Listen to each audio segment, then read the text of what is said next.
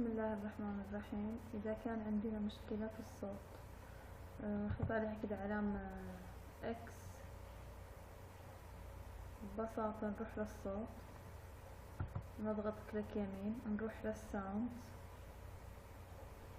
للساوندز، ونروح إلى البلاي باك، نضغط كليك يمين show disable devices، نعمل لها enable، ومشكلة الصوت انحلت خلاص. بس